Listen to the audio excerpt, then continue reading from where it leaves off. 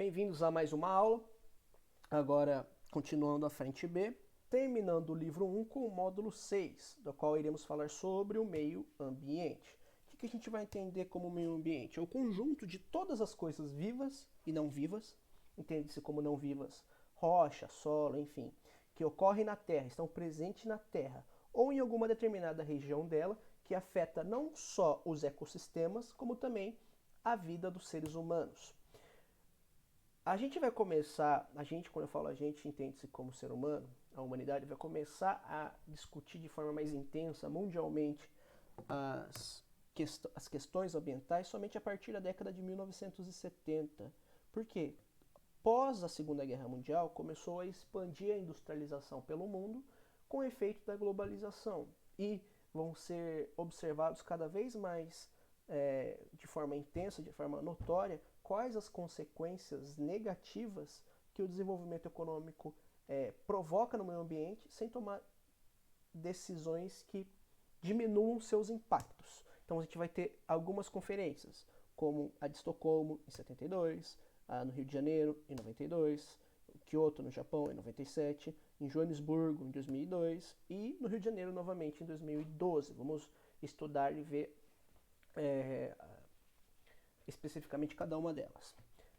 Em 1972, a gente tem a primeira Conferência do Meio Ambiente, convocada pela Assembleia Geral das Nações Unidas, ou seja, a ONU, na Suécia, na cidade de Estocolmo. Teve como nome oficial a Conferência das Nações Unidas sobre o Meio Ambiente. E um teor muito importante que teve essa conferência, diferente das demais que a gente vai acabar vendo, é que nessa conferência teve muito mais foco do ponto de vista humano, ou seja, uma visão muito mais antropocêntrica sobre as decisões ambientais. E a gente teve um embate muito característico entre os países desenvolvidos e os países em desenvolvimento, porque os países desenvolvidos já tinham atingido certo grau de industrialização e, consequentemente, eram os mais emissores de poluentes. E sem falar também que tinham maiores recursos, maior quantidade de sua economia mais avantajada. Enquanto os países em desenvolvimento ainda não tinham chegado nesse nível de industrialização.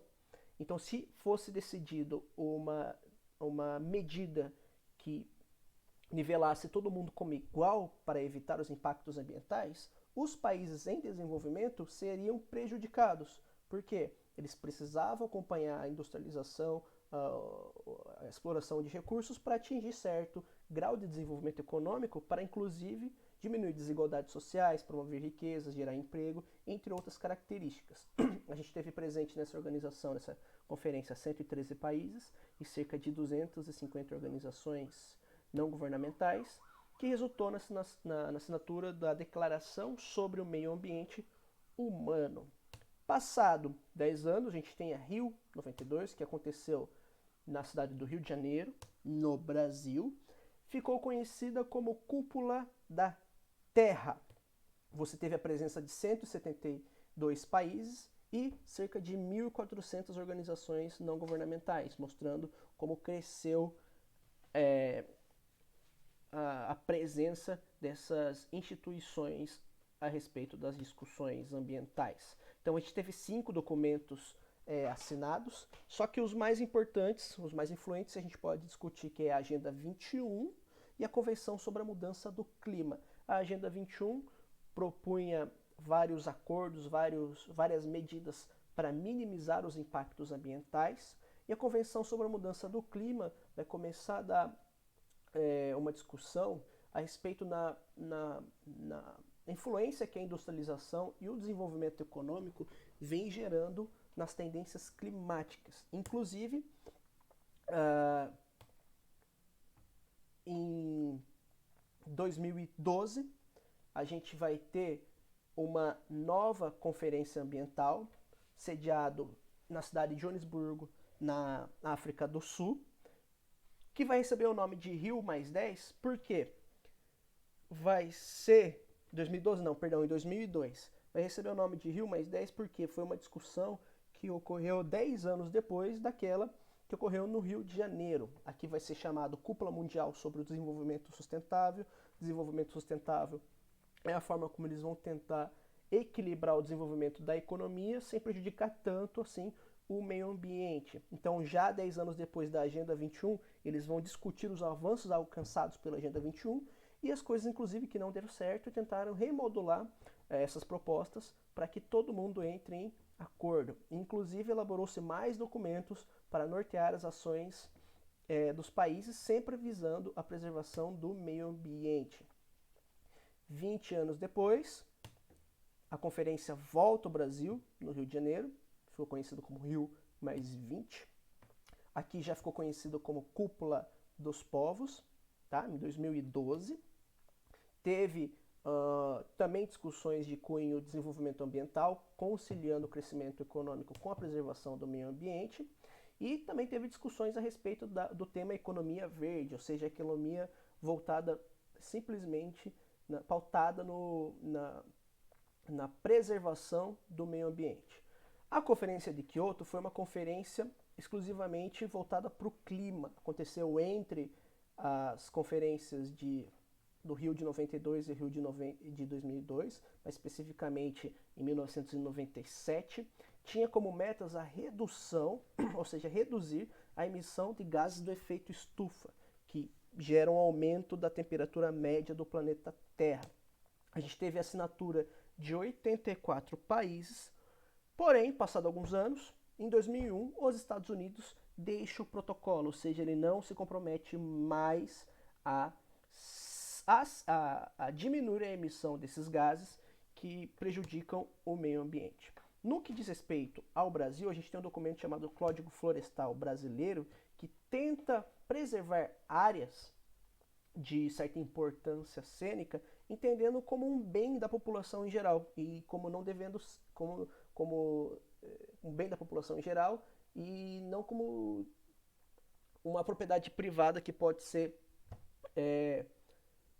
empossada por uma pessoa só, um grupo em específico. A gente tem a definição por leis das APPs, que são áreas de preservação permanente, e as reservas legais. As APPs são áreas frágeis, que devem ser mantidas a vegetação natural, como por exemplo áreas ao entorno de uma nascente, próximas a um rio, no topo de um morro, que você tem que manter ali aquela preservação para evitar a perda da biodiversidade. E a reserva legal é um trecho que fica dentro de uma propriedade privada que deve manter a sua vegetação nativa, ou seja, se você tem uma fazenda, você tem uma vegetação nativa dentro de uma determinada área, que varia de bioma para bioma. Em alguns biomas você tem que destinar de 20% a 80% de preservação, em outros você pode reduzir um pouco, mas você não pode mexer naquela área. Então o Código Florestal Brasileiro visa estabelecer quais são essas áreas e através das discussões ambientais a gente tem o Sistema Nacional de Unidades de Conservação, gerindo as unidades de proteção integral, que você não pode extrair nada dessas áreas, a não ser pelo uso indireto, ou seja, pesquisa, educação ambiental, e as unidades de uso sustentável, que você permite a extração de alguns recursos dessas áreas, desde que seja feita de forma consciente. Geralmente as unidades de uso sustentável são destinadas à população indígena e às populações ribeirinhas. Então a gente tem no mapa a presença das maiores unidades de conservação no Brasil, presente na maioria delas na região norte, como está definida por cada um dos seus biomas. Então essa foi a discussão a respeito do meio ambiente. Vamos para as questões. Pause, leia, tenta responder, depois ouça os meus comentários sobre ela. Então vamos lá. A ocorrência de desmatamentos na margem do rio Paraíba do Sul é o principal processo responsável pelo assoreamento. Sua vegetação encontra-se bastante alterada devido às diversas formas de ocupação e uso do solo, que resultaram em processo de erosão e assoreamento. O trecho percorrido por um rio que corresponde respectivamente a jusante e a montante são as... Então vamos lá. O que é jusante e o que é montante? São dois termos muito utilizados no meio ambiente quando se trata de rio. Jusante é toda a área que se destina próxima à nascente do rio, ou seja, contra a corredeira. E a montante é toda a área que se destina próxima à foz do rio, onde ele deságua, ou seja, para onde a correnteira está levando. Tá certo? Então, nesse sentido, a gente está falando De qual alternativa? Alternativa D, ou seja, desembocadura, que é onde o rio deságua, e nascente do rio, que é onde ele vai surgir, bem dizendo. Então essa é a alternativa correta, alternativa D.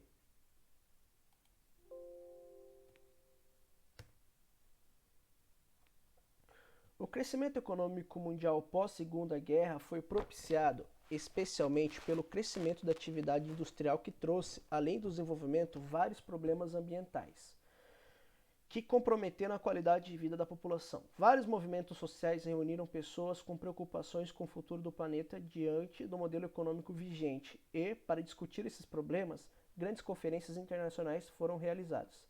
As análises afirmativas abaixo sobre as conferências internacionais. Então vamos lá. Vamos discutir qual é a correta, quais são as corretas e quais são as falsas. A Conferência sobre o Meio Ambiente Humano, realizada em Estocolmo, na Suécia, alertou sobre as condições humanas estavam causando a degradação da natureza, criando graves riscos para o bem-estar e sobrevivência da humanidade. Dentre os resultados, foi elaborada uma declaração de princípios de comportamento e responsabilidade sobre o meio ambiente e um plano de ação, que convoca apenas países subdesenvolvidos a propor soluções sobre vários problemas ambientais.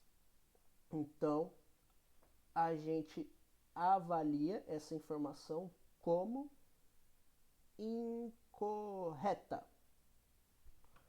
Não era só os países subdesenvolvidos, mas todos os países. Então, a 1, incorreta. 2. A Conferência das Nações Unidas sobre Meio Ambiente e Desenvolvimento, 1992, que ficou conhecido como Cúpula da Terra ou ECO 92, realizada no Rio de Janeiro, teve, entre vários objetivos, examinar a situação ambiental desde 1972 e suas relações com o estilo de desenvolvimento econômico vigente. Esse evento, organizado pela ONU, rendeu uma série de tratados e acordos de importância relevante, dentre eles a Convenção do Clima e a Convenção da Biodiversidade. Correto. Alternativa 2 está correto. 3. Em 2002, a ONU organizou mais um evento, tentando estabelecer ações globais de melhoria da qualidade de vida. O evento ficou conhecido como Rio+10, a Cúpula do Desenvolvimento Sustentado, que se realizou em Joanesburgo, na África do Sul. Nesse evento, houve poucas deliberações devido ao cenário de incertezas econômicos mundial. Também está correto essa alternativa. 4. A Agenda 21 é um programa de ação que objetiva promover em escala planetária um novo padrão de desenvolvimento, conciliando os métodos de proteção ambiental, justiça social e eficiência econômica. Trata-se de um documento consensual de uma série de encontros promovidos pela Organização das Nações Unidas com o tema Meio Ambiente e suas relações com o desenvolvimento, assinado durante a Conferência de Estocolmo. O erro está aqui. A Agenda 21 não é fruto da Conferência de Estocolmo, é fruto da conferência que aconteceu no Rio de Janeiro. Então, alternativas incorretas. Alternativas corretas apenas 2 e 3. Por fim, o aquecimento global resulta do seguinte fenômeno. Parte da energia solar incide sobre a Terra, é irradiada e volta ao espaço, sendo bloqueada, em grande parte, por gases de efeito estufa, o que aumenta a temperatura do planeta. As alternativas apresentam 1. O motivo pelo qual os raios solares conseguem penetrar a atmosfera terrestre, mas, ao serem refletidos, são barrados, em grande parte, pelos gases do efeito estufa. 2. Uma das causas diretas do aumento da concentração de gases do efeito estufa na atmosfera. Os itens 1 e 2 estão corretamente indicados em, e aqui a alternativa correta é a A. A energia solar incide na atmosfera em comprimentos de onda menores e é refletida em comprimentos de onda maiores. Quando elas refletem em comprimento de ondas maiores, elas são mais facilmente retidas pelos gases do efeito estufa. E um dos efeitos que causa é a destruição das florestas nativas. Uma vez que você aumenta a temperatura média global, as vegetações que dependem de determinada temperatura acabam sendo alteradas. Então, essas foram as aulas de hoje. Qualquer dúvida é só escrever no meu e-mail, gelcapote@hotmail.com. Eu vou estar resolvendo para vocês qualquer dúvida. E nos encontramos novamente na semana que vem, só que agora com o livro 2. Boa semana a todos.